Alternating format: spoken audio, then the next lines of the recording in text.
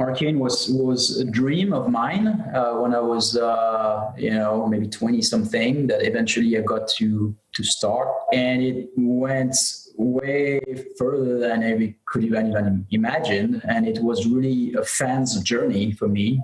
I was a fan of Underworld, of Ultima, of Richard Garriott, of Deus Ex, Harvey here.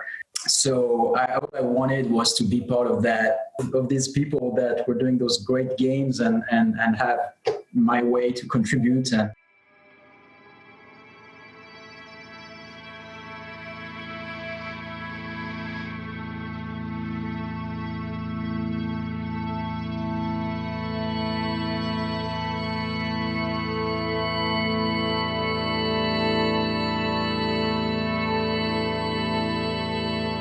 Arkane is different from other studios for a number of reasons. They have offices in Lyon and Austin, two cultures that have as much in common as blue cheese and blue jeans.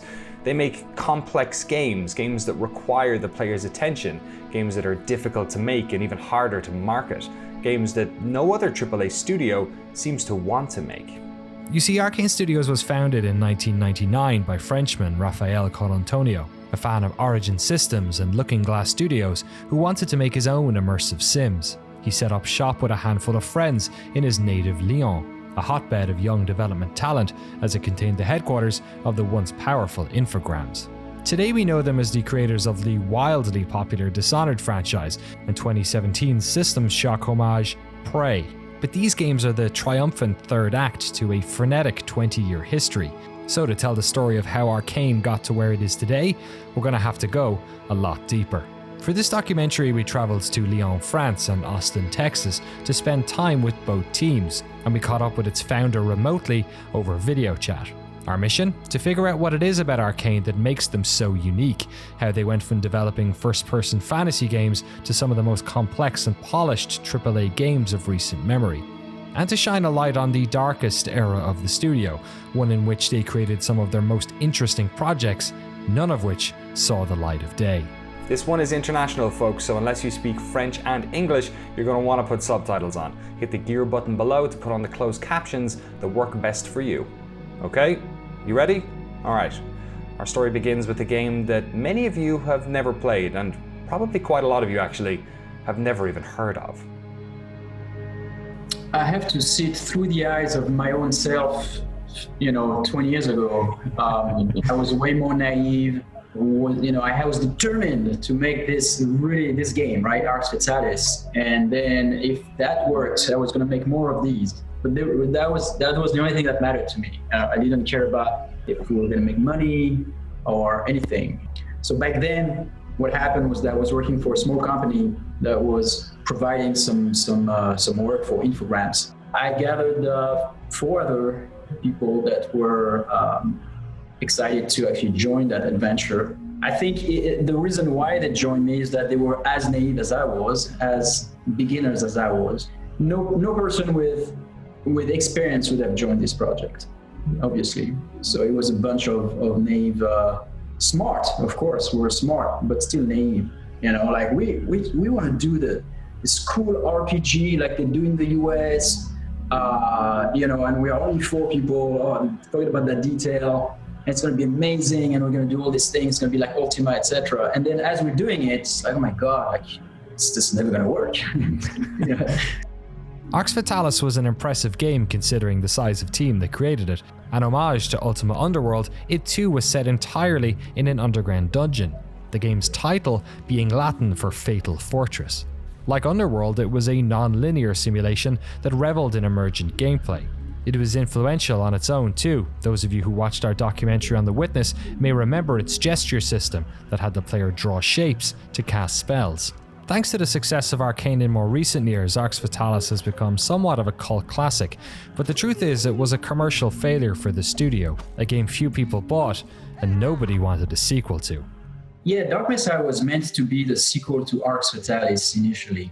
We had shipped the Arx Fatalis, we were very proud of it. Funnily enough, it still sells today, but back then it did not do well commercially. You're not going to make a sequel of something that did not make money. I mean, we would have, but no publishers that were looking to talking to was actually interested in Arx. But they liked the team and they wanted to use our talents to fit one of their existing franchises. So yeah, that was the last thing we wanted to do. It was feeling like, you know, we started Arkane. We were like those warriors of, we only gonna do what we want. Great games for gamers, for us. We don't care about the money. I mean, of course, we need the money so that we can make the next one, but it's not like we're not gonna chase what makes money, right? It's more about what is artistically interesting to us. Part of me wanting to even work in games was seeing in this edition of Dark Messiah, there is a really nice making of where you can see Raph, Etienne, and all those people talking about what it takes to make a game like this. So the reason why we used the Source engine was kind of an accident.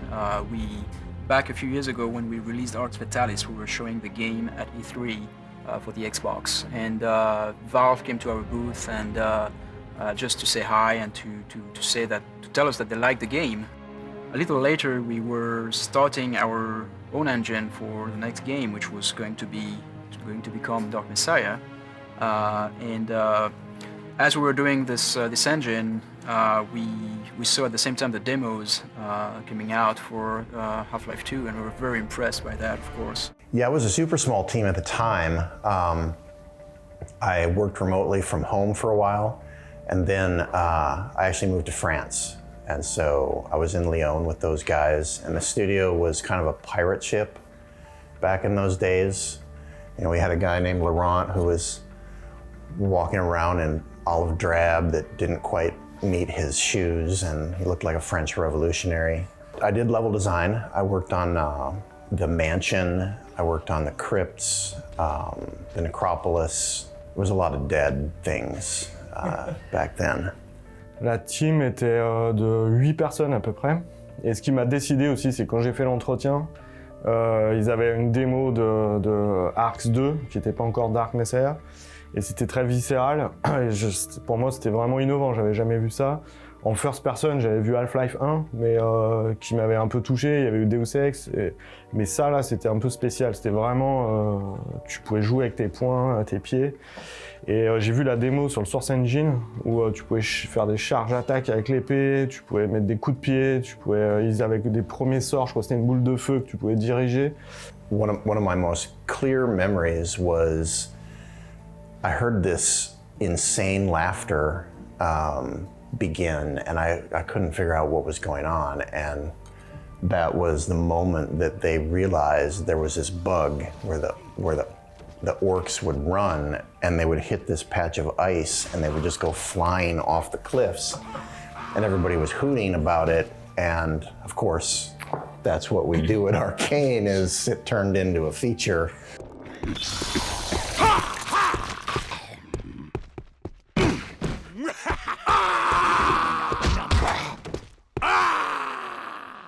So then we find ourselves having to, because we were like a few weeks away from going under, we find ourselves of having to accept to put our game into someone else's dress, right? And modifying it a bit, making it more accessible, etc. That was really painful. So we did it because, funnily enough, the alternative was Bethesda. the Todd Vaughn, I love Todd Vaughn, who saw the game like 2 weeks before Ubisoft signed it. He said, give me 2 weeks. And then he called me, or he sent me an email, kind of like a day after I had signed with Ubisoft. I could not wait anymore. I would have loved back then to do it with Bethesda, but eventually went with Ubisoft back then. Would that have been an Arx Fatalis 2 then, or would it have been a Elder Scrolls? Yeah, no, it would have been it would have been Arx Fatalis 2. Stop right there, or it gets ugly. Dark Messiah just hit the spot for me as something where I was in a world that was kind of my jam, something a little more fantastical, but it was first person, and I could throw people into stuff. I could throw people into spikes, I could set people on fire, I could throw people off buildings, and no game had ever allowed me to do that before. It was always just shooting people. Shooting people is fun, but not as fun as like feeling like you're having a physical effect on what's happening to your enemy. Or it gets...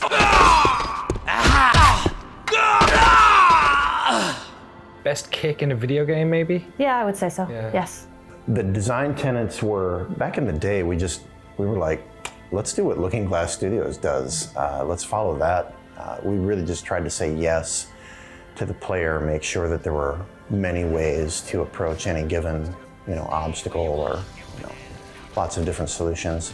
Yeah, I remember Dark Messiah was such an odd game because the story felt so disconnected from the action. I would have happily taken the game without the story.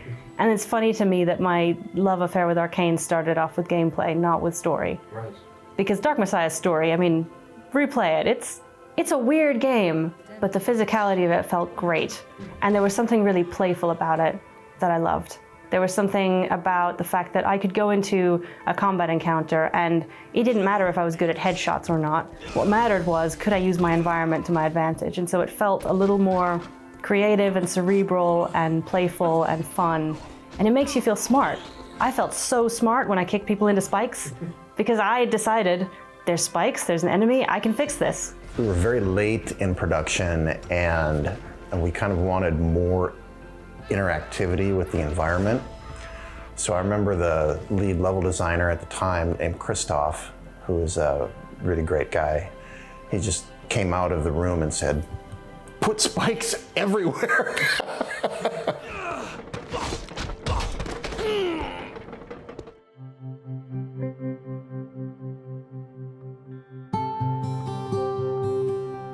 After the release of Dark Messiah, Raphael would leave Lyon to set up a sister studio in the home of immersive sims, Austin, Texas. It was here that Richard Garriott's origin was based. It was here that Ironstorm had developed Deus Ex. With that in mind, he went about setting up his dream team. He brought Anthony Husso back from Lyon, hired steady hands like Ricardo Baer and Stephen Hurd, and finally got together with an old acquaintance, Harvey Smith. Okay, let's go broad. When did you join the studio? Where did you work before? I got into games in 1993. I started at Origin, known for the Ultima and Wing Commander games, but I went there because they had an association with Looking Glass. They had published Underworld, which was my favorite game of all time. I got to work with them on System Shock, the follow-up to that, and it was like career defining for me. It was exactly what I'm in love with. I was at Ironstorm on Deus Ex 1 and 2 for 6 years. So I came to Arkane in 2008, I think. So yeah, I've been here 12 years now.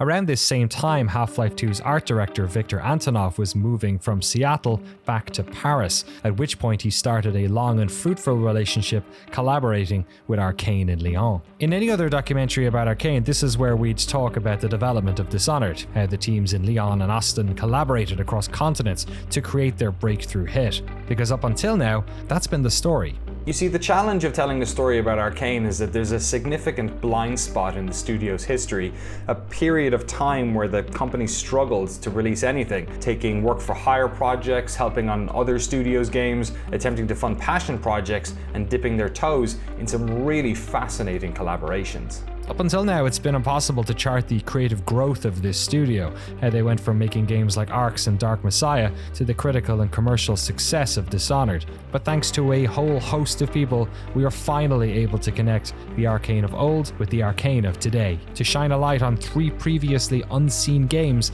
that stood as critical chapters in the development of this studio. An innovative multiplayer shooter, a collaboration with Steven Spielberg, and an unreleased chapter in one of gaming's most popular franchises.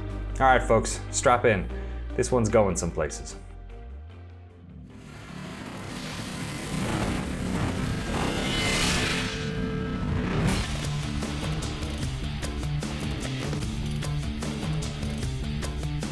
The single-player experience takes you through 8 hours of intense action FPS, and that happens within a compelling world designed and directed by Viktor Antonov, art director of Half-Life 2. Yeah, I mean, those 3 projects come with a lot of nostalgia and a lot of pain, all of them for different reasons. LMNO marked the end of Crossing, actually. I still don't know if I can mention the publisher. I so want to, but I don't want. But it's, we're about to sign this deal. It's a very, very terrible deal with the publisher for The Crossing. And they cornered us. They were the worst in negotiation, or the best, I don't know. They had this really cutthroat technique where they would allow you to talk to them only every week or 2 weeks. Every time it was like in increments of 1 or 2 weeks. And every time we had something to tell them about something, they would come back with a new version of the contract that was worse than the previous one. When you have your fingers stuck in the door for so long, it's extremely painful. And so we lost about $1 million of our own dollars in this adventure with the crossing. By sustaining the people, we did not fire, we did not lay off anyone, kept going, thinking we were going to sign this deal. And that's how much we wanted to make that game. We had a really cool demo, the game was really fun.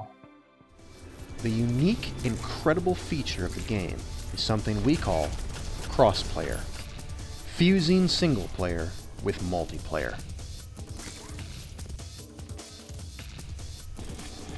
You can check the crossplayer option at any time during your story to allow other players of a skill level comparable to yours to join your game and take possession of your enemies. This feature adds a new dimension of fun that's never been seen before in any game. Oui, mais le principe du jeu, c'était un gameplay asymétrique, donc un joueur, et en face, je crois qu'il y en avait 3 ou 4 qui pouvaient envahir la partie. Donc tu pouvais jouer l'histoire, et de temps en temps, en fait, tu te faisais envahir sur certains niveaux par quelqu'un qui jouait à la place des IA. Et le pitch de l'histoire, en gros, c'est que, je vais le faire un petit peu high level, à l'époque des Templiers, le monde s'est splitté en deux, et il y a 2 mondes en fait en parallèle, c'est un multiverse de 2. Donc tu as le monde des Templiers qui a évolué, où les Templiers sont restés en place. Et on va jouer à Paris, donc tu as un Paris qui est très allongé, un peu gothique, avec plein de détails. Ils vivent pas de la même façon dans la ville. Et le Paris normal. Et le Paris normal, c'est un peu... Il y a des grèves, il y a des rébellions dans la ville, mais c'est vraiment réaliste. Et il y a des portals qui rejoignent les 2 mondes. Donc les Templars, les Templiers peuvent t'envahir en fait dans le Paris de maintenant, et toi tu peux passer dans le Paris Templier. Donc ça c'est intéressant, il y a un côté un peu SWAT dans le monde réaliste, et un côté Templier où tu as une armure un peu spéciale, tu as des grappins, tu peux voler contre les murs, tu peux jeter des objets, tu as une épée intégrée, des nail guns. Donc c'est super intéressant parce que c'est des gameplays différents, mais ils se marient très bien ensemble, mais ils viennent chacun de leur monde en fait.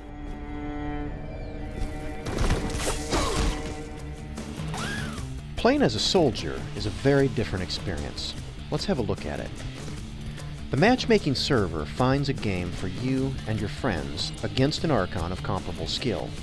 The Archon is pretty beefed up compared to a soldier, so you have little chance of surviving if you don't team up and coordinate with the other 3 players on your team. Crossing, c'était d'avoir un gameplay asymétrique.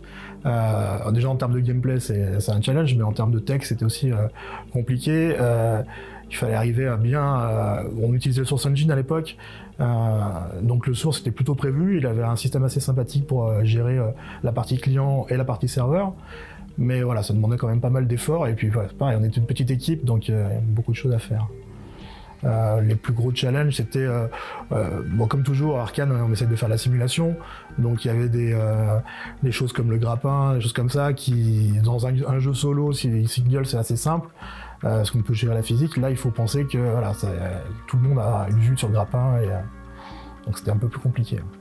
Donc on a passé pas mal de temps là-dessus, sur tout ce qui est problème de réplication et cohérence quand il y a plusieurs joueurs, vu que c'était un jeu qui était assez rapide. Si les joueurs sont en train de rusher sur le player, voilà, faut que ça soit qu'il n'y ait pas du recalage en permanence, ce genre de choses. Donc le premier aspect moi, de Crossing qui m'avait plu, c'est quand je suis arrivé sur le projet, c'était la DA. Donc, et Sébastien avait déjà des idées assez arrêtées sur ce qu'il voulait avoir en rendu, donc il y avait des challenges intéressants. Donc, et puis après, l'autre partie qui était assez originale, c'était vraiment ce côté asymétrique où à l'époque on les prenait un peu pour des fous de se lancer là-dedans. Donc ça c'est toujours assez agréable de se dire on est sur quelque chose que les autres n'ont pas fait, on est les premiers à le faire, donc c'est vrai que c'était bien. Et puis surtout ce qui était sympa, c'est que moi je suis arrivé, le jeu commençait déjà bien à marcher, et quand on faisait des playtests, tout le monde s'éclatait.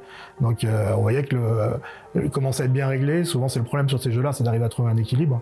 Donc ça marchait déjà. Donc nous on faisait que... Artistiquement c'était super cool parce que faire du réaliste j'avais jamais vraiment fait. Et en même temps, ça m'a permis à ce moment-là, en faisant le monde parallèle, de dire bon bah maintenant on peut se marrer un petit peu. Et là on faisait des immeubles complètement fous, très très hauts, où les riches, comme au Moyen-Âge, vivent en bas. et les pauvres vivent tout en haut en fait. Donc on a étiré les immeubles et ce qui nous permet de naviguer, de fermer les maps. Et c'était vraiment intéressant, c'était deux architectures où c'est la même ville mais on ne vit pas la même façon dedans. Et ça c'était très cool. All in all, playing both sides of the cross-player experience is equally fun and challenging.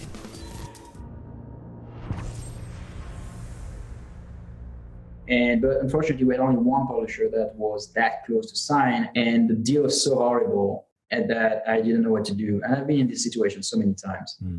And then EA showed up with Doug Church, was Harvey and my guru in terms of like those kind of games, right? Came by and hey guys, do you have some capacity right now? We're looking for a co-developer to make that game with Steven Spielberg. And I was like, wow, that's not the main thing I want to do right now. But frankly, at this point, those guys tortured us so bad that I would love to say no to them. I would love to say no to them. A few days before the day that we were supposed to sign, it was the shittiest deal ever, but we're going to do it because otherwise we go out of business. And this at least allows us to do some form of the crossing, even though it was not the exact form we wanted. But frankly, it would have been the kiss of death because the budget was way lower than what we needed. And they were horrible. I remember the day we said no, and your elation at the build up to that, and it was very satisfying to watch. Yeah. And so that was great, even though I was not personally very part of it. It was because Doug and Randy were directing this game, and so really what I was doing was, lending capacity of my company with all those great designers, great artists, great that we had, great programmers. So it was good for everyone.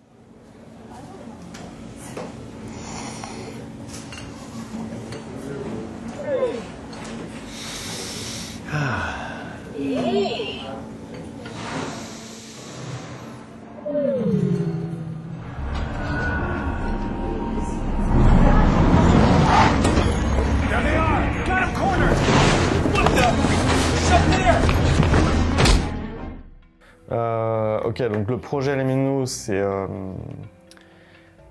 l'histoire de Spielberg qui veut faire qui a un script, qui veut faire un film et un jeu. Il est très orienté jeu, Spielberg.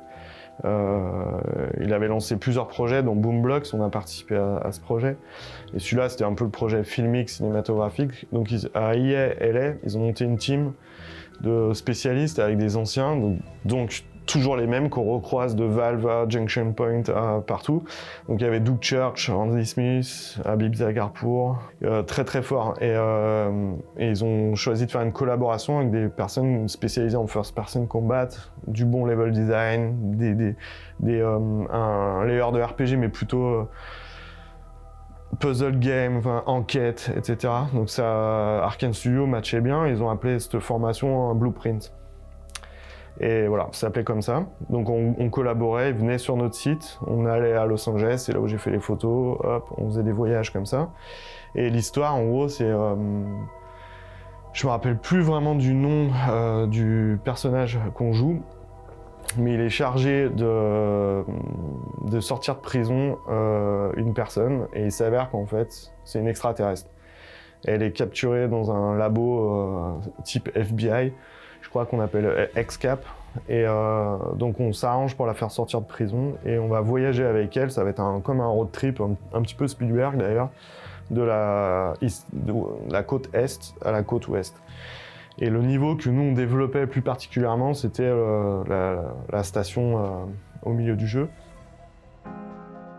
All right, before we show you the game, I want to give you a little bit of context because this can so often be lost when talking about unfinished games from the past. LMNO was a project codename, part of a 3-game collaboration between Spielberg and EA that was announced around 2005. One of those games is 2008's Boomblocks, originally codenamed PQRS, that was a novel mix of Jenga and Tetris Blast. It reviewed well and sold well when it came to market. Sadly, LMNO never did, and was cancelled much earlier in its development than The Crossing was. So, the slice of game that exists at Arkane today is far rougher around the edges than you're probably used to seeing. It was a game based around chaperoning an AI character who was on the run from the law, a short but dense experience with a story that changed based on your relationship with Eve. Many impressive qualities of the game may also be lost to time given how far games have come today. The visuals and expressive animations are really advanced for the time. Games like Assassin's Creed had yet to popularize parkour, and the idea of a first-person game without gunplay, a requirement of Spielberg, was only in its infancy. Mais ce qui était intéressant en fait, c'est que First Person Combat, donc nos références c'était Jason Bourne, et c'est pas évident en première personne, on avait déjà fait du combat mais avec des weapons, mais tout au point déjà c'est un petit peu différent. Attraper les gens, donc voilà, donc il y avait toute une team qui travaillait sur le combat, l'animation, l'IA, etc. Moi je m'occupais donc de tous les visuels, les décors.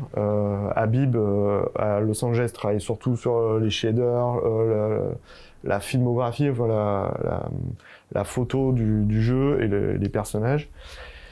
Et l'extraterrestre avec qui on travaille, Eve, elle nous accompagne et on peut interagir avec elle en lui pointant des informations, et on peut avoir dans la bulle qu'on a, c'est 3 types d'Eve, une combat, une je sais plus ce qu'elle fait, et l'autre en fait elle peut nous donner des tuyaux, des informations.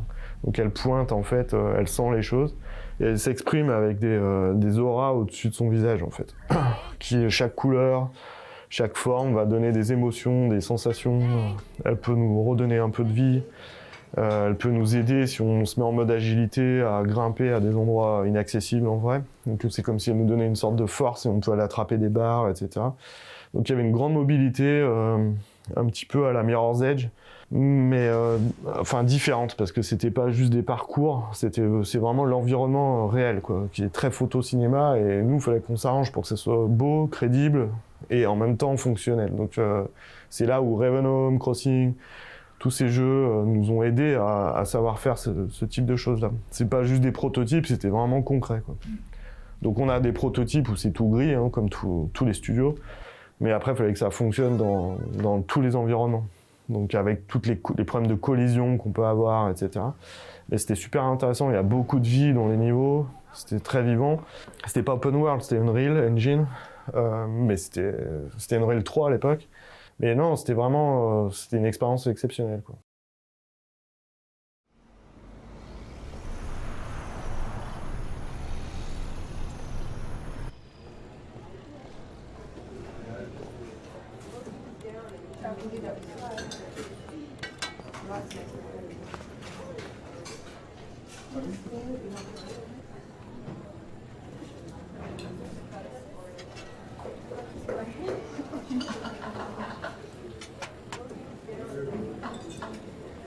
Hey.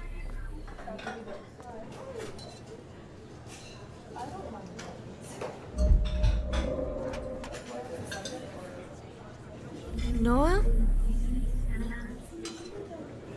Et on a fait le road trip avec le directeur artistique Habib Zagarpour et Anupam Das qui était le lead environnement.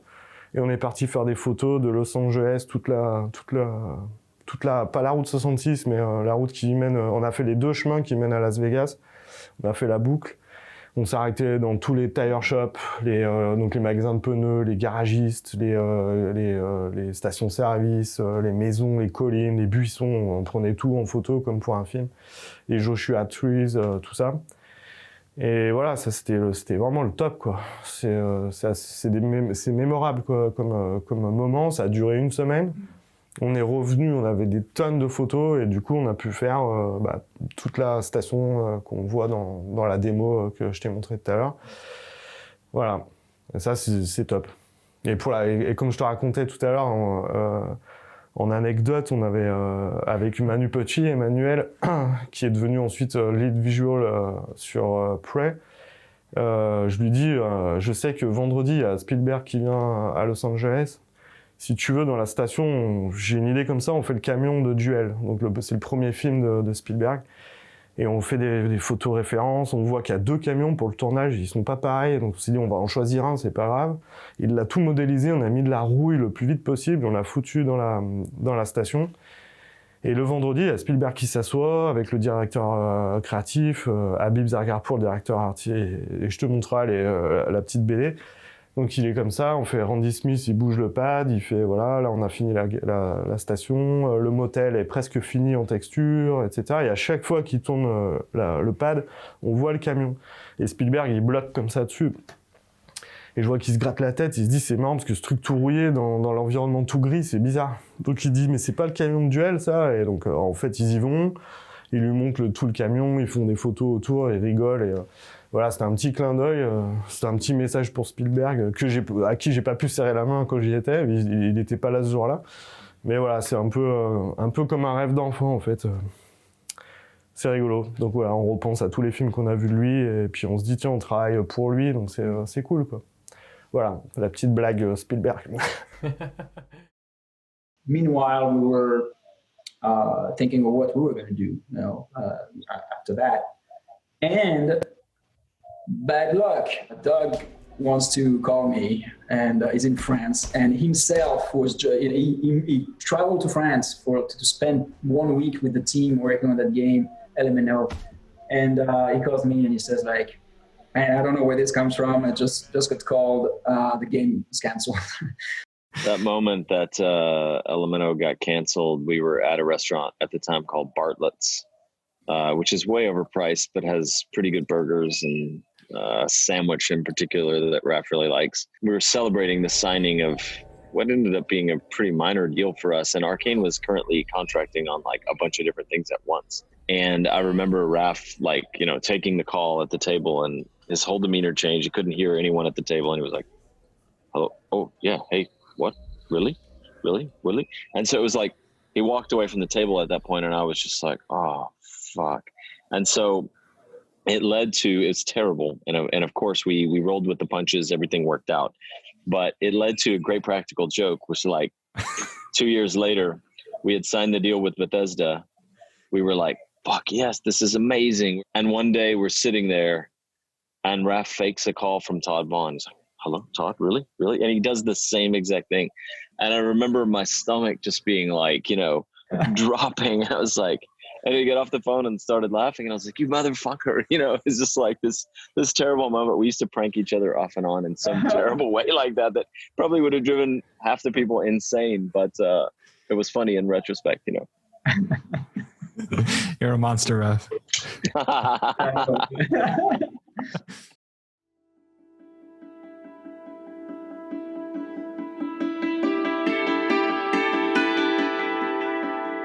While public information on the crossing is rare, and on LMNO even rarer, the next project Arkane worked on is so shrouded in secrecy that most fans of the franchise it was set in have never even heard of it, much to the disappointment of the team in Lyon. It's never been seen before, but its chapter in the evolution of Arkane is crucial.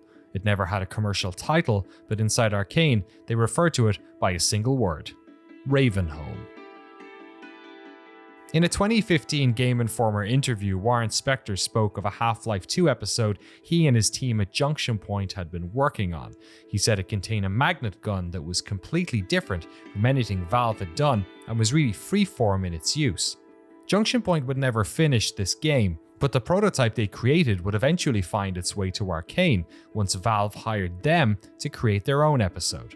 Once again, Warren Spector was passing the baton to his immersive sim protégés. Je sais plus qui on jouait réellement, mais je me rappelle, le truc que j'avais vraiment apprécié, c'est qu'ils avaient fait un pistolet magnet en fait, qui permettait d'attirer. Donc c'était un gravity gun mais déporté en fait. Donc il y avait, ça jetait des sphères comme ça magnétisait des combines, etc. Donc voilà, donc on avait une build, ok. Raph il review ça, on regarde. Et ensuite, on est venu avec l'équipe design, il y avait un peu de Victor, Raph, je crois qu'il y avait Anthony Iso à l'époque qui écrivait pour nous, c'est un level designer à Arkane, senior, il est là depuis Dark Messiah, il travaille à Austin.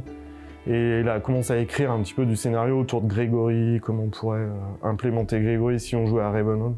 Tout de suite un contexte. Parce que juste du design et des proto-maps, ça suffit pas. En tant qu'artiste, on peut pas. Le scénariste, c'est pareil. Donc en fait, dans le scénario, on rencontre Grégory qui s'est reclus, qui s'est planqué dans un asile. et qui est aussi un centre d'expérimentation et qui est aussi... il y a plusieurs fonctionnalités dans le bâtiment. C'est un hôpital pour enfants, c'est pour ça qu'il y a plein de jouets d'enfants, c'est un peu creepy, quoi, un peu flippant. Donc on le rencontre. Dans la bulle qu'on a, on n'a pas le first person qui est bon, mais en fait on joue le lieutenant Shepard de Opposing Force. Donc c'est assez rigolo parce que il y a eu quelques fuites en fait sur ce projet et il y a un peu tout qui se dit, c'est Half-Life 3, c'est épisode 12, c'est assez rigolo et nous on le considérait pas comme un épisode, on avait les épisodes 1, 2, etc. On les avait dans nos builds en fait parce qu'on travaille avec Valve donc on reçoit leur code. Mais en fait c'était un spin-off quoi, on travaillait ça comme un standalone spin-off. Voilà, donc est-ce qu'après Valve le considérait comme un épisode? Peut-être, mais ça s'est pas fait, donc on ne saura jamais en fait. We often talk to teams about projects that never saw the light of day, fruits of their labor they never got to share, but I've never talked to a team that was so excited to share an untold story. I can only imagine what it must feel like to work on such an exciting project, to pour so much of your creative effort into it, only to never be able to talk about it. Ravenholm left a massive impression on Arkane. It's a critical part of their story, but one that could be so easily lost to time. Perhaps this is why an early alpha build of the game sits on a computer in Arkane. It's an early version with plenty of unfinished levels, placeholder assets, and rough edges, but with that unmistakable Half-Life feel thanks to the power of Valve's Source engine. They tell me a few weeks after starting, new employees often get a tap on the shoulder and are walked over for an opportunity to play it.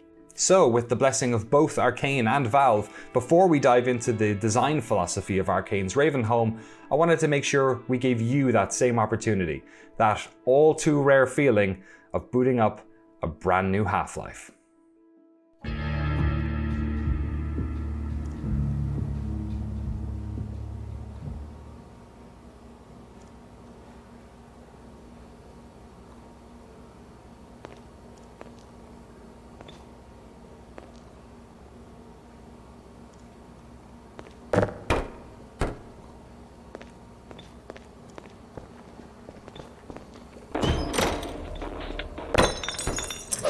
So much violence here now. I regret you have become part of it, and yet I confess I am gladdened by your company. Too much solitude is not good for a man who, like myself, wishes only to serve, but I have been good for nothing of late. My soul is filled with evil, and like this town, it must be purged. Now I cannot claim great wisdom, yet through much trial and error, I have found a way to immunize myself against the demon's neurotoxins. Homeopathic principles, you understand.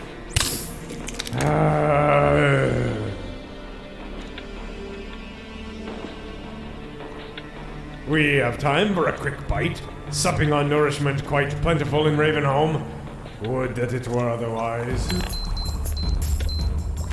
If one is sufficiently famished, the white meat is tolerable. I will make no comparisons to poultry.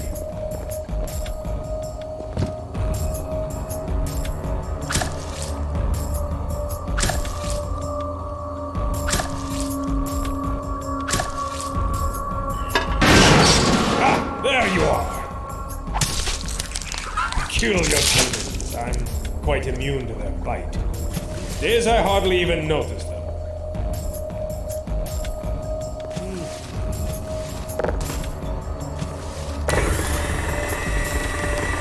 Now as for the beacon, I will try to provide some illumination. I have prayed for assistance with this particular task, and tonight my prayers were answered. But this has ceased being about them. Truth be told, brother, I fear for myself, and now for you as well. The beacon exists to send out a signal. It will be a guiding light to all who have eyes to see. No time! We are safe here no longer. They have surrounded us like water. They have seized away our day. Nous, tout ce qu'on sait, c'est qu'on a fait à peu près 9-10 missions. Avec, il nous manque quelques scènes entre certaines maps avec du véhicule, mais globalement, voilà, tu dois aider Grégory à résoudre des puzzles, remettre l'électricité dans l'aile ouest, l'aile est, etc. Et tout est dans cet environnement, jusqu'à quitter pouvoir t'échapper de l'asylum et retourner à Ravenholm de Half-Life 2. Donc comme ça, on fait une sorte de boucle. Et on trouvait intéressant de changer le personnage et de Shepard. Dans Opposing Force, j'avais adoré les first person, les idle animation qui étaient fantastiques. Ils avaient fait un boulot de fou. En fait, j'ai vu, c'est toi qui as fait le reportage, ça m'a expliqué comment ils avaient signé le contrat, traversé la rue pour aller signer le contrat, revenir et dire c'est bon à Valve, on est bon, on fait Opposing Force. Valve qui leur laisse carte blanche. Donc nous, c'était un peu ça. On faisait des reviews, on leur envoyait des builds, ils testaient. Artistiquement, des fois on galérait parce qu'ils étaient en train de changer le code, on avait des textures qui marchaient plus, ils nous expliquaient comment optimiser le système de brush des niveaux, comment mieux implémenter les objets sur les murs, parce que c'est pas le même système de lighting entre un objet et les brushes. Bref, c'était cool, et puis en même temps on avait nos animateurs qui bossaient des animations de zombies, qui utilisent des armes, qui font du super design, quoi, pendant que nous on fait du super visuel. Donc c'était la confiance totale, chacun était dans son coin. On voyait des prototypes qui tuaient, nous on leur montrait des style guides visuels, ils étaient là, oh, ça va être génial, tout le monde va adorer. Et puis quand le projet a été arrêté, on a fait non, c'est pas possible, on peut pas s'arrêter là. Donc pendant 2 semaines, on a tout assemblé. Tous les prototypes de design, les singes, avec la lumière, les torches, on a tout mis, on a mis dans les niveaux. Donc c'est pour ça qu'il y a des petits bouts de niveaux qui sont pas tout à fait faits, d'autres qui sont plus poussés. Mais le statut, c'est à peu près alpha. Donc ouais, on s'est vraiment éclaté. Donc qu'est-ce qu'on a fait? On a des armes qu'on avait designées qui n'existent plus, mais on joue beaucoup avec l'électricité, du coup, puisque justement on produit avec les éoliennes. Et on a un flingue qui est un nail gun et qui permet de tirer des balls, en fait, dans l'environnement. Et on a plein de prises qui sont cassées, inactives, mais dans lesquelles il y a l'électricité. Du coup, on peut planter des balls et faire des cordons électriques. Quand on a des vagues de zombies qui arrivent, ils passent dans ces cordons électriques et partent en fumée. D'ailleurs, c'est Raphaël qui a timé toute l'animation des zombies pour qu'ils tombent comme des feuilles et qu'ils disparaissent. C'est assez impressionnant pour l'époque, 2007-2008. C'était vraiment cool. Ensuite, on a une autre arme qu'on peut charger, j'ai oublié le nom. Mais en gros, c'est un plasma gun. En fait, quand on est près d'une source d'électricité, elle va se charger. Et on peut balancer des grosses boules d'énergie sur les ennemis. Mais aussi, on peut réactiver des objets. Donc on a plein de pièges avec des hélices placées par Grégory sur le chemin. Pour que lui il puisse progresser tout seul, il a mis tout ça en place. Donc c'est ça qui est fou. Ce qui est dingue, c'est qu'on voit sa folie à lui, en fait, sur comment piéger les zombies qui n'arrêtent pas d'arriver. Et il nous donne tous ces outils à nous qu'on chope progressivement. Donc voilà, on peut jouer dans le noir avec des singes qui ont peur de la lumière, donc c'est super impressionnant parce que quand il y en a un là et qu'on doit faire use sur une wheel en même temps, c'est impossible. Donc on fait vite la wheel, vite la lampe, c'est assez stressant, c'est vraiment cool. C'est fluide. Voilà, et le père Grégory, donc en gros, globalement, je vais pas spoiler la fin parce que peut-être qu'un jour ils montreront la fin. Mais le père Grégory fait des expérimentations sur il est tout seul dans cet asile un peu, et il prend des headcrabs et il extracte du jus de headcrab et il se fait des injections. Il teste sur des animaux pour voir ce que ça peut faire, s'il peut prendre de la force, mais en fait, il prend ça comme une drogue, mais il est en train de muter progressivement. Donc dans la bulle, on le voit pas, mais donc il se fait l'injection et progressivement dans le jeu, il va mettre sa capuche parce qu'il commence à se transformer. Et jusqu'à un moment donné où tout va éclater et il va être tout mutant, quoi. Mais c'est vraiment cool parce que c'est progressif, il y a des bons beats dans le jeu, c'est intéressant. Il n'y a pas beaucoup de personnages, en plus c'est nous deux. Et le reste, des zombies, le acide zombie qui crache de l'acide un petit peu, ça c'est assez intéressant, il est plus lent, plus costaud. Les hordes de zombies, ça c'était vraiment très cool à faire. Left 4 Dead n'était pas là encore, donc pour nous le jeu de zombies c'était encore les zombies lents, mais dans les films ça commence à s'accélérer, quoi. Donc 28 jours plus tard, c'était nos références de l'époque, ça a 13 ans à peu près. 13-14 ans. Voilà. Et c'est toujours cool.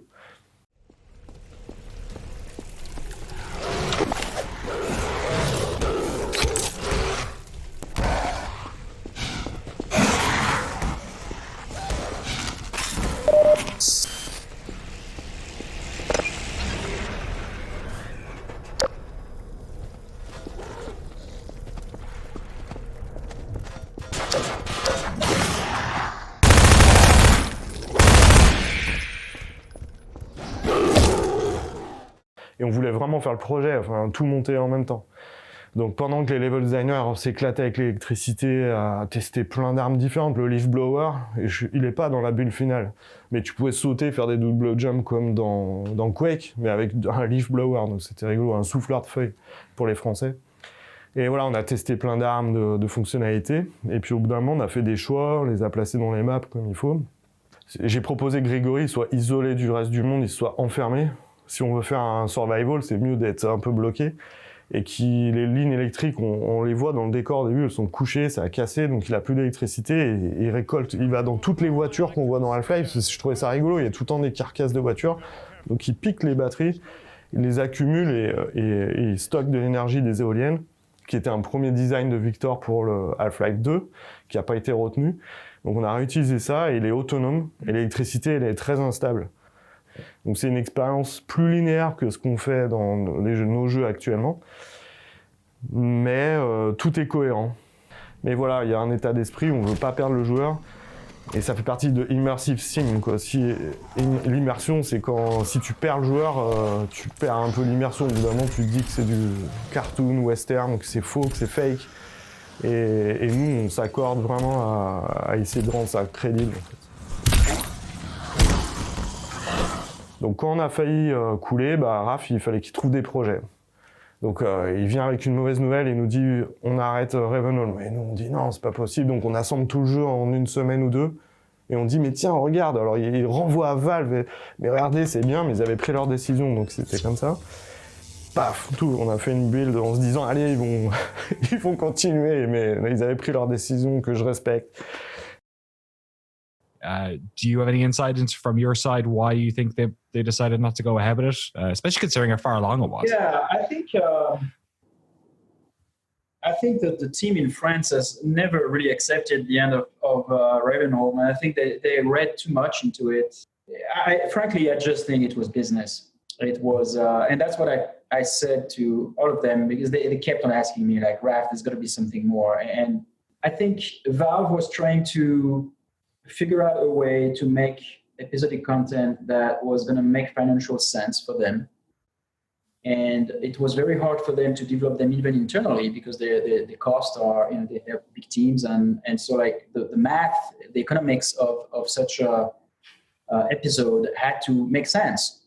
And we were cheap compared to them. We had potential, and they tried with us, they tried with some other teams as well. And the plan was, if we throw that amount of money into an episode and it works and it's good enough, because they're also looking for like top quality, of course, it's Valve, then it's a good deal. So they try things, and then we were late. The thing you've seen was really cool. To finish it, to bring it to completion, we still probably have to spend another year. And maybe at least the same amount of money or less, a little bit less. But then you look at how much it is now that it costs, and when it ships, and it doesn't make so much sense anymore. I think the reason why the French team responded so bad to it was that they were extremely emotionally invested. We thought we were friends. We thought you liked us, kind of thing. Donc du coup, le temps est passé. Et j'ai appris à être moins triste et me dire ça m'a aidé pour ça, j'ai level up, l'équipe on a appris plein de choses, et tout ce qu'on a fait dans Ravenholm on ressent encore dans Dishonored 2, dans Deathloop, ça continue.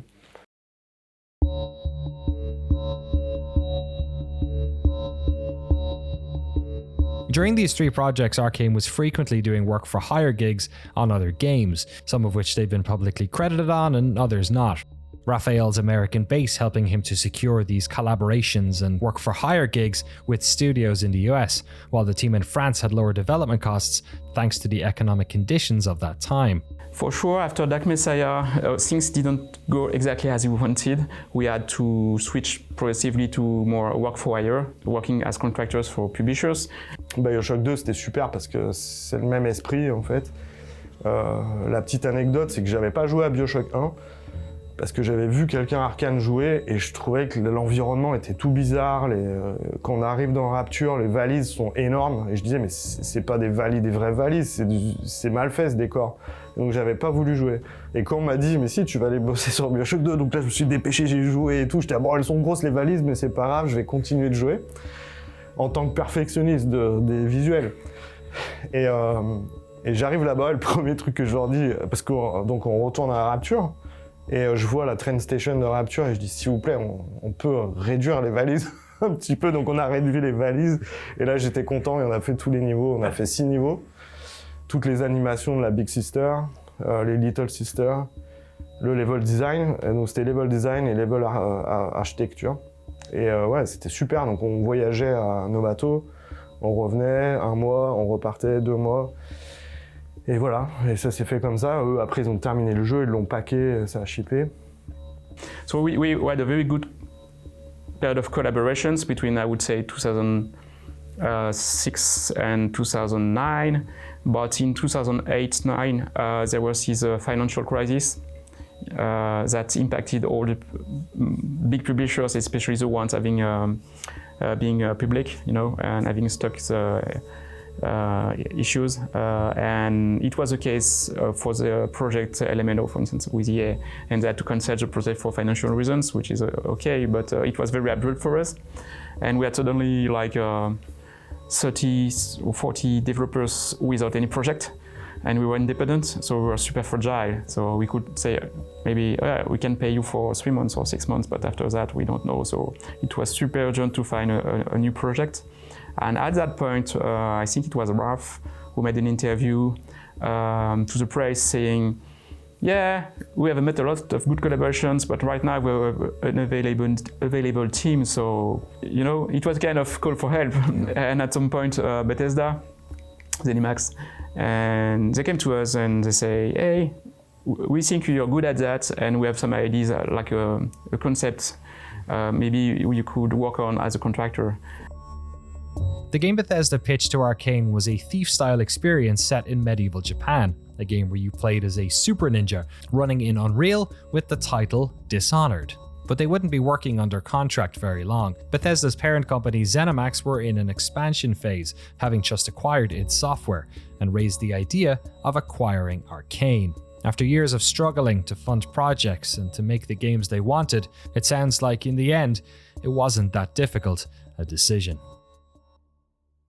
Companies spend an inordinate amount of time with like a pack of 5 lawyers and business oxygen, not only trying to put you in a vice so you can't make a good deal that's mutually beneficial, but also nickel and diming you down. So many times it makes a bad game because you get down the stretch, you don't have enough money to finish the game and everybody's unhappy. And that's why I think when Raph and I started working with Todd Vaughn, Bethesda was orders of magnitude more direct and a smaller group of people, less layers in the company, more clear about what the goal was. Regardless of what you might think from outside, it is a group of people dedicated to making the coolest experiences for players. It's not publicly traded, it's held by a smaller group of people, and when you need to talk to somebody, you talk to like a handful of people. It's not clear until you've worked with a bunch of publishers and you've sat in a bunch of meetings and you've done a bunch of biz dev and you've pitched games and you've pitched crazy, cool, creative ideas that excite you in genres or subgenres that haven't always been super profitable. And you're pitching to MBAs, accountants, lawyers, marketing people. Until you've done that, you cannot possibly appreciate what it's like when you actually sit down across the table and connect with some people. And then you realize like, okay, this is where I'm going to make good stuff. I will never regret selling, integrating the group.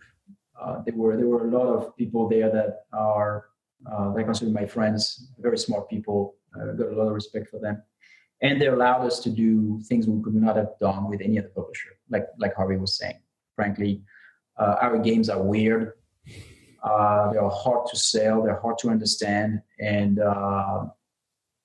having a group that had the money and the nerves to believe in us and wait to see the thing happen and then sell it well, they marketed it pretty well, was just something that is worth everything.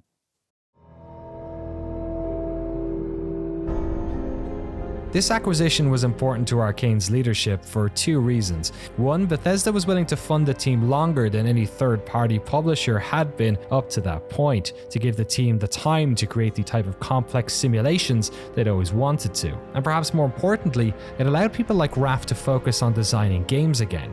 So much of the team's time and energy had been spent in business meetings, pitching ideas, knocking together prototypes. Dishonored would be the very first game that the entire team could focus on creatively. The name stayed, but the Japanese setting didn't. They chose an inspiration a little closer to home, London, which would eventually morph into a world of their very own. This international team worked almost around the clock, Austin waking up just as the French team were coming back from lunch, a 24-hour webcam connecting the two studios, allowing team members across the globe to walk up and ask questions whenever they needed to. All the pieces were now in place. Experience in world design and movement from their work on The Crossing, more knowledgeable at non-lethal combat from their experience developing LMNO, and eager to prove themselves after the loss of Ravenholm, Arkane Studios began Dishonored.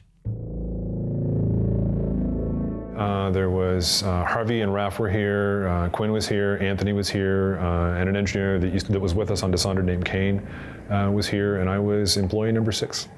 I don't actually know the entire team size. I think in Austin we were 22 or 23 people.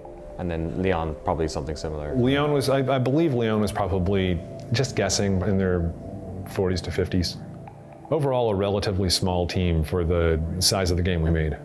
Sur Dishonored 1, un des challenges, c'est alors au début on part du principe que on est une ville qui est infestée par la peste, donc pas trop de vie dans les niveaux, pas de foule à gérer, de NPC de partout, jusqu'au moment où il y a quelqu'un qui lui dit tiens, on va faire des rats swarm. Et là, rat swarm, donc avec 3 rats, ça sera pas très sympathique. Donc il faut essayer de trouver une techno où on va pouvoir avoir beaucoup d'or en même temps pour que ça soit sympa. Voilà, et c'est le genre de feature en fait où chaque fois les designers arrivent avec une idée qu'on veut rajouter pour un truc précis mais qui nous demande de développer quelque chose de complet, quoi. Donc voilà. Donc en général on travaille en incrémental, donc au début on a un petit concept, par exemple pour posséder, l'idée c'est de posséder un NPC, donc au départ c'est pas très compliqué, un NPC on se dit bon bah, voilà ça va être un personnage qui va marcher, donc on aura le player qui sera remplacé par un autre body et ça sera si simple que ça. Et typiquement à Arkane, on s'arrête pas là.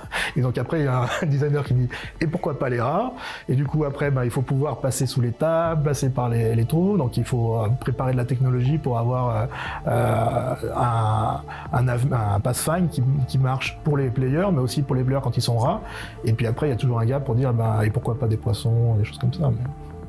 So yeah, when you add any kind of systemic feature to the game, it can spill over into other areas. And there's super simple examples, like we wanted to make a non-lethal game where you could sleep dart people and like put them up on a bed or in the rafters, and then they would wake up later theoretically and you haven't killed anyone. But we also had these plague rats that would sometimes find the bodies and consume them because they were sleeping, and that wasn't initially an intention, you know. And so then we had to try to figure out how to turn that off to not invalidate the player's non-lethal path, you know, or does the player bear culpability for that? There was a moment like pretty far into development when I realized I was sitting there and I thought about it for a while, and I looked up at Raph and I was like, you know, because of the heavy stealth component here, you never actually have to kill a guard, which means that we really have about 10, I think it was 9 or 10 assassination targets. And if we could find a way to eliminate each of those without killing them, then we could literally make this whole alternate system where this game can be played non-lethally. And Raph was like, wow, that would be cool, but it would be really, really hard given all the scripting involved, and how do you not assassinate an assassination target? And I was like, give me like half a day and then we'll have a meeting. And so I sat down and it was very simple. I just wrote down the 9 or 10 names of the assassination targets. And I just wrote out to the side of it, like, you know, one of them taken away to prison, you know, another one stripped of his title and position. After half a day of us thinking about it and kicking it around, we had a list of at least half of them were good. And the other half were kind of wobbly. And immediately somebody looked down, I don't remember who it was, Rich Wilson or Ricardo Bear or one of them, but they looked down and said, in the religious case, what if there was a brand that the religious guys had that if you were marked with it, you were an untouchable. No one was allowed to speak to you or shelter you or give you food or employ you or whatever, the Heretics brand, we eventually called it. And it was like, that is so much better than the idea that I jotted down. Let's immediately embrace that one. And just over time, for Dishonored 1 and Dishonored 2, we came up with all of these somewhat perverse alternate resolutions, like the two guys who would indenture people and put them to work in their mines, the two aristocrats. You can have them like taken away, their heads are shaved, their tongues are cut out, and they're put to work in their own mines. And no one believes that they're the Pendleton brothers. You know, that was like one of them. And that one is one that resonated with people. I still hear people talking about it.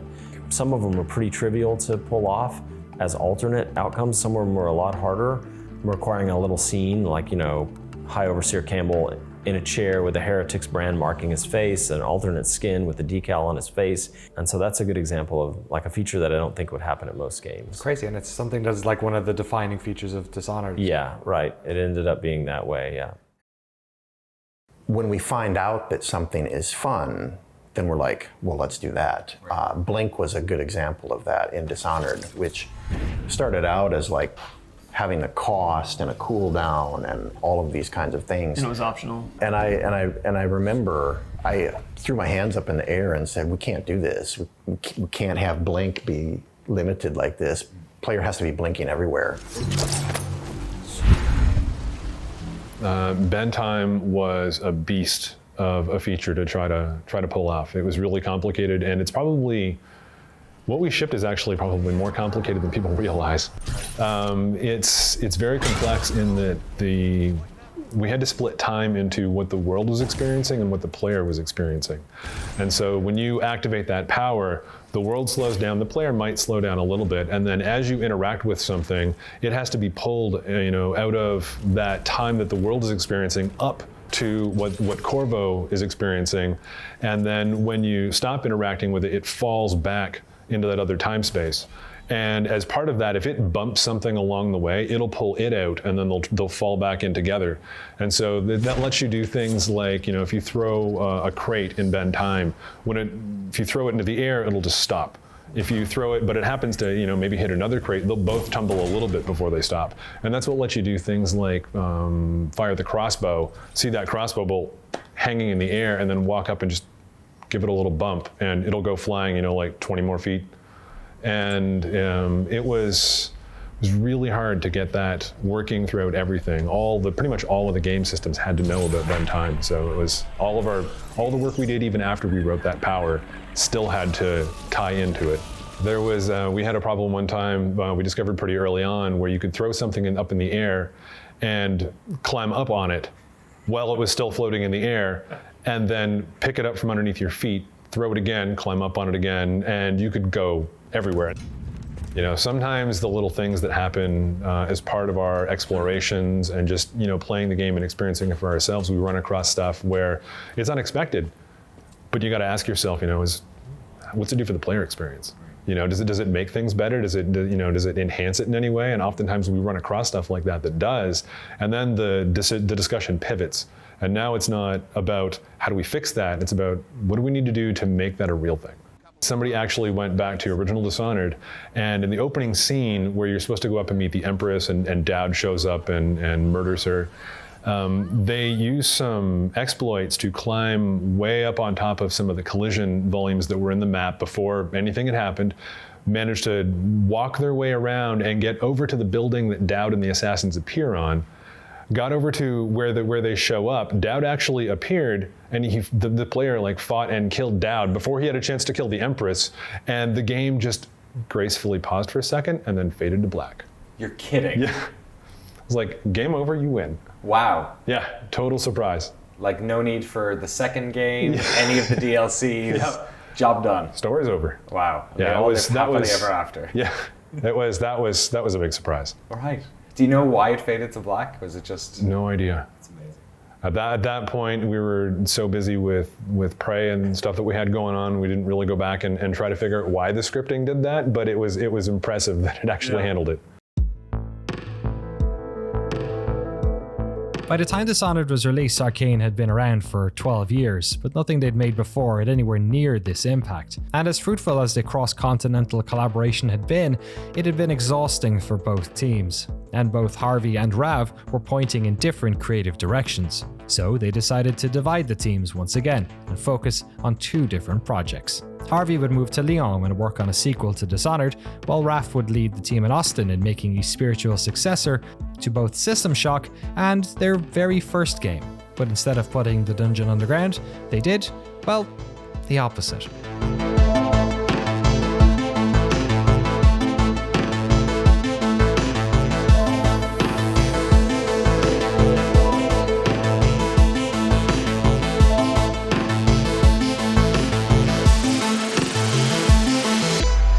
I think like the nugget of the idea was like doing something in a more like Arx Fatalis. Like instead of a level-based, mission-based game, like it's a contained, big structure, like a dungeon or a spaceship or one big ass building or a city, something just like one space that was like not completely linear in the way Dishonored is, right? In terms of like the mission sequence.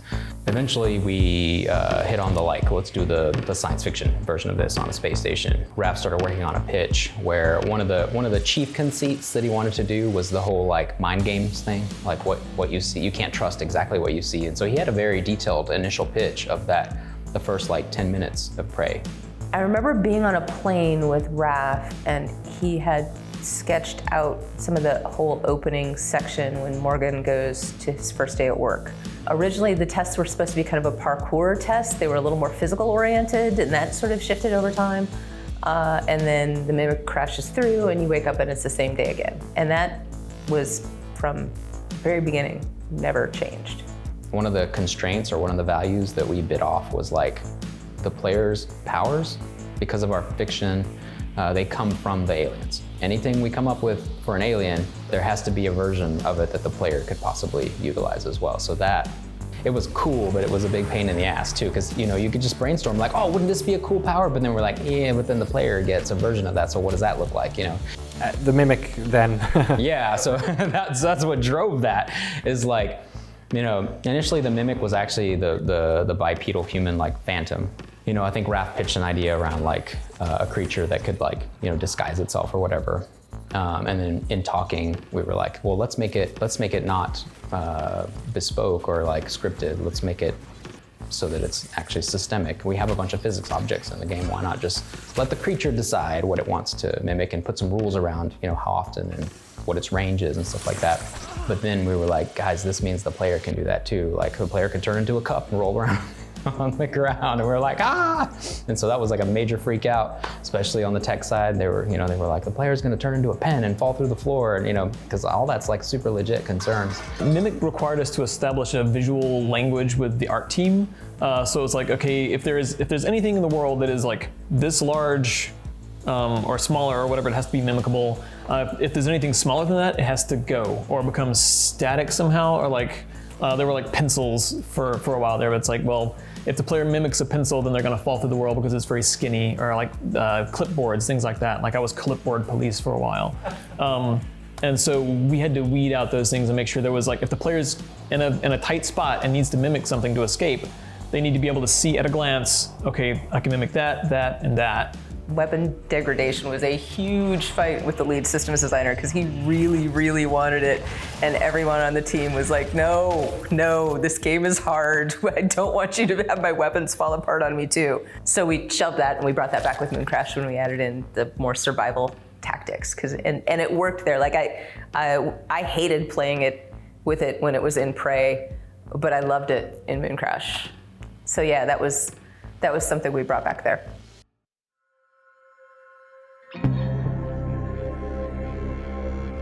Alright, many of you are probably looking for more information on Prey, Dishonored, and the various DLC packs, but don't worry, we have you covered. We have full documentaries coming on those games during the summer, so make sure you're subscribed to our channel to get notified once they go live. While the team in Austin worked on their space dungeon, the folks in France were tackling a different sort of challenge. trying to reinvent their breakthrough hit.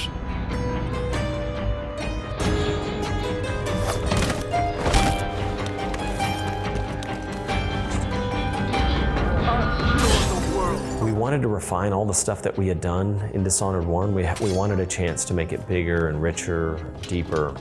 We wanted to see some other place besides Dunwall, but then come back to Dunwall. And so we did all of that, even though it was a Herculean effort. Karnaka, la volonté, c'était de faire un gros contraste avec Dunwall. Qu'est-ce qu'on voulait garder de Dishonored? Donc il y a la magie, on la garde, la décadence, on la gardait. Parce que il n'y a plus la même oppression, il y a des gardes, mais c'est plus des gens corrompus, parce qu'on va vers le sud. C'est plus de la corruption que des gardes officiels qui travaillent pour un dictateur. Là, ça donne la même chose, mais c'est pas la même formule. Il fait chaud, on voit la mort, les morts en plein soleil. C'est plus flippant que les morts dans la rue noire. And the other thing was, a lot of our fans, a lot of the people who Dishonored really touched, the people who did the art, the fan fiction, played 100 hours. You could say that it's a group that is not served as well by many traditional games. And so they're very passionate. And a lot of them are women. And so at the time, it was not as common to have like a female protagonist. And so when we were thinking about the game and we're like, well, what could we do? Is it the next day for Corvo or whatever? I just thought, what if we just advanced it 15 years and it was all about Emily? And in the end, you were able to play Corvo 2. That was a thing we sort of squeezed in, you know, because it was the same levels and most of the same work, except the VO work and branching at the beginning to let you play one or the other, and a different set of powers. It ended up being more work than we expected, but those people responded to Emily in an interesting way. That was gratifying. That was a great moment for us.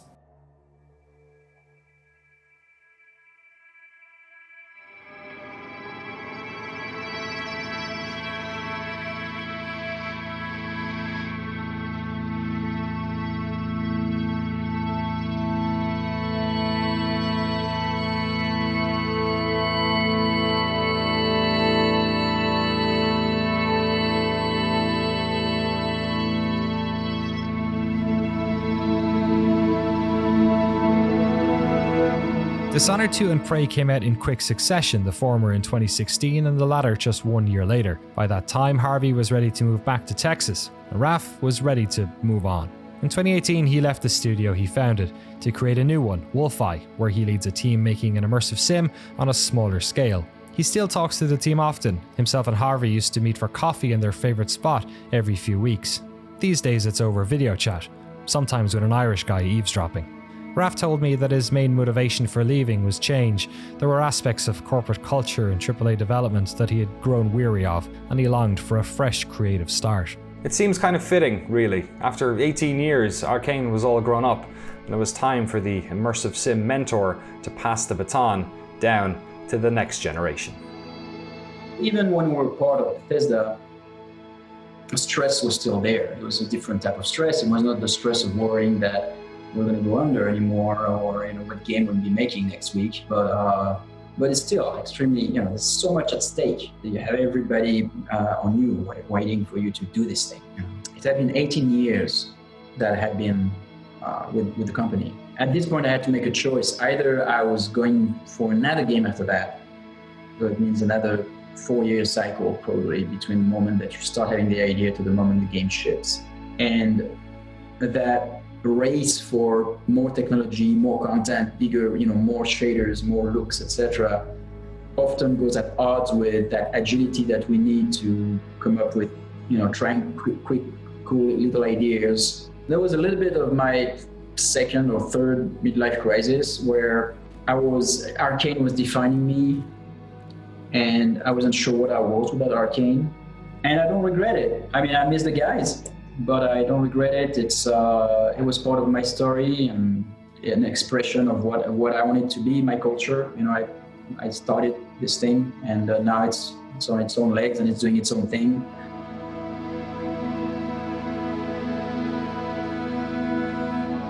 When Raph, I think his words were something like, the studio is now 18.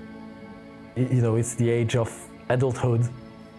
You guys should make your path now. Both you and Austin you're ready to go. The very first feeling was not, thinking about career. Honestly, the feeling was it's a huge responsibility to take those to take this legacy and yes, do it justice, but also move it forward. I don't know, being new to Arkane, there's a lot about this studio and the work that they do that is surprising to me, in that I'm surprised it exists. I'm surprised it can exist in this age of relative risk aversion and big blockbuster everything and easy marketable everything. I feel like I see the same 5 games come out every year, which isn't a problem. They're all really cool. And there's a whole bunch of creative stuff happening especially in smaller AAA and in indie. But this is a pretty big studio by my standards. It's 150 plus people, and we're making weird stuff in a big publisher. It's pretty cool. I didn't think it was possible. I thought, you'd have to choose. If you wanted to make weird, innovative stuff, you'd have to go really small scale. And if you're going to make a big game on a big label, then you're going to have to sacrifice a lot of that innovation. Arkane doesn't seem to accept that. There's too much weird here, and that's really fun. It's definitely challenging. It's definitely the hard way to make it. But I think the result is a lot less predictable. 20 years on, the story of Arkane is still being told, but our one, at least, has reached its conclusion. At the start of all this, I asked Raph what his dreams for the studio were, so it seems only appropriate to ask him one more question, to cast his eyes backwards and let us know what this all meant to him, the people he worked with for all those years, and the fans that cheered them all along.